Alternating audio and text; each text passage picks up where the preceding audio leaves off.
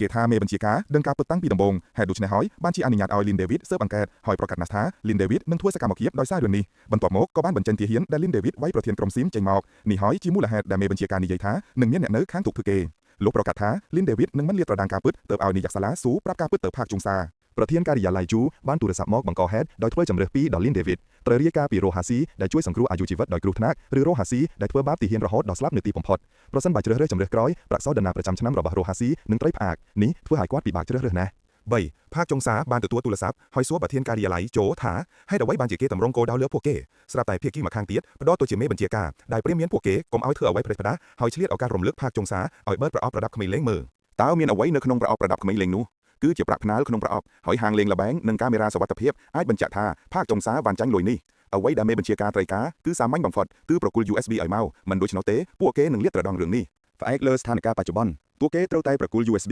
USB នោះស្ថិតនៅក្នុងហាងមួយនៅតំបន់យ៉ុងសាន់អានជុនហូទទួលខុសត្រូវក្នុងការមិនឲ្យហានហូយល់ចូលទៅជិតអានជុនហូមិនអាចបើកវាបាំងដាច់ខាតព្រោះវានឹងបន្សល់ទុកកំណត់ត្រាមិនយូរប៉ុន្មានក្រោយមកលោកស្រីស៊ូបានចូលនិវត្តន៍មិនថាដោយសារចេតនាចង់វាយប្រហារផ្លូវចិត្តឬដោយសារហេតុផលផ្ទាល់ខ្លួននោះទេយ៉ាងណាក៏ដោយគាត់មិនពេញចិត្តនឹងវិធីសាស្ត្ររបស់ជំនួយការប្រធានការិយាល័យជូដែរដូច្នេះគាត់បានបង្កើតការិយាល័យមេធាវីហើយជ្រើសរើសការពារលោកពូកថាត់សូភូកទន្ទឹមនឹងនេះ USB នោះត្រូវបានកំណត់តម្លៃដោយម្ចាស់រាប់រយលានវ៉ុនប៉ុន្តែមិនអាចចម្លងបានទេអានជុនហូបានរកឃើញថាខាងក្នុងមានអំពើអាក្រក់ជាច្រើនរបស់ទាហានព្រមទាំងផានការទំនាក់ទំនងសាធារណៈផងដែរក្នុងចំណោមនោះមានវីដេអូនៃកន្លែងកាត់ហេតុបាញ់ប្រហាររបស់លោកពូកថាត់វីដេអូបង្ហាញថាបន្ទាប់ពីលោកពូកថាត់ចាក់ចេញនៅមានអ្នករស់ជីវិតម្នាក់ទៀតនៅក្នុងបន្ទប់ប៉ុន្តែត្រូវរបួសត្រឹមផ្លូវប៉ុន្តែប្រធានការិយាល័យជូដើម្បីលាក់បាំងរឿងនេះក៏បានជ្រើសរើសមិនជួយសង្គ្រោះអ្នកដែលជិតស្លាប់នោះរហូតដល់ទីបំផុតបណ្ដាលឲ្យអ្នករស់រានមានជីវិតស្លាប់បាត់បង់ជីវិតប៉ុន្មានថ្ងៃក្រោយមកពិធីបុណ្យសពសម្រាប់ជនរងគ្រោះក្រង្ហាការបាញ់ប្រហារត្រូវបានបញ្ចប់ប្រធានមជ្ឈមណ្ឌលសិទ្ធិមនុស្សស៊ីមបានទទួលទូរស័ព្ទពីអានជុនហូតាមពិតអានជុនហូឃើញមាតិកាក្នុង USB ហើយឡើងចង់ឈរមើលទៀតហើយក្នុងកាលៈទេសៈដែលរត់ឡើងពើនឹងទុកវេទនារបស់ទាហានគាត់នឹងប្រគល់រឿងនេះឲ្យប្រជាជនធ្វើការវិនិច្ឆ័យដូច្នេះ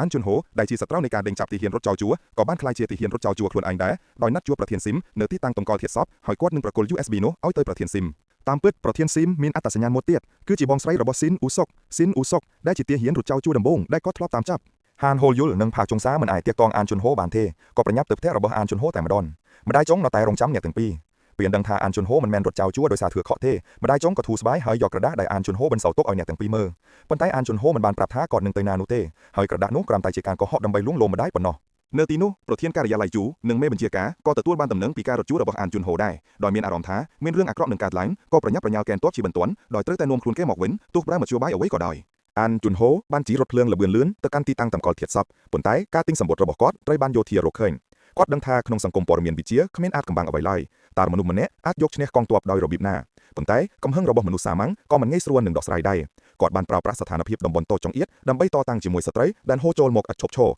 រហូតដល់សត្រូវចុងក្រោយបានដួលចុះប៉ុន្តែគាត់ក៏រងរបួសធ្ងន់ដែរពេលនោះមេបញ្ជាការក៏បានមកដល់សមរភូមិខណៈដែលអានជុនហូជិតត្រូវមេបញ្ជាការចាប់បានក៏មានមនុស្សម្នាក់ទៀតបានស្ទុះចូលមកដែរគឺហានហូលីយុលពេលឃើញរបួសលើខ្លួនអានជុនហូគាត់ឈឺចិត្តខ្លាំងណាស់ក៏ចាប់ឃាត់មេបញ្ជាការយ៉ាងណែនណាន់តាន់តាប់ដើម្បីឲ្យអានជុនហូអាចរត់គេចបានប៉ុន្តែនៅលើផ្លូវនៃយុទ្ធធរតែងតែមានឧបសគ្គច្រើនបន្ទាប់ពីរត់គេចបានបន្តិចអានជុនហូចុះពីរថយន្តហើយត្រូវបានមនុស្សម្នាក់ទៀតចាប់នោះគឺជាដៃគូរបស់គាត់កាលពីគាត់ទៅចូលអង្គភាពគឺហុងវូសុកដែលជាម្នាក់ក្នុងចំណោមអ្នកដែលបណ្ដាលឲ្យស៊ីនអ៊ូសុកស្លាប់ហុងវូសុកឃើញថាគាត់ខ្វល់ខ្វាយខ្លាំងនឹង USB នោះក៏ជន់វាតែម្ដងបន្ទាប់មកក៏នាំគាត់ទៅមុខមេបញ្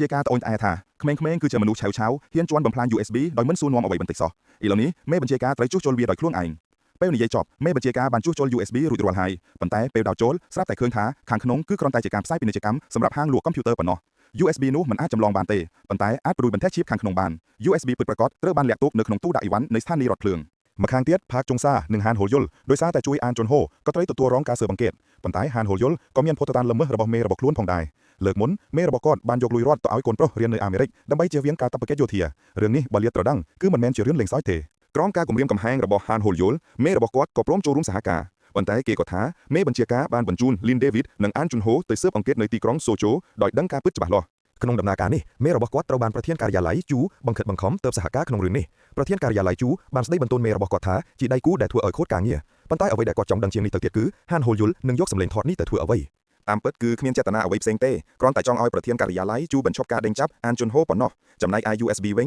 ញគាត់នឹងផ្ដិលវាមុនការកាត់ទោសលោកពូកថាត់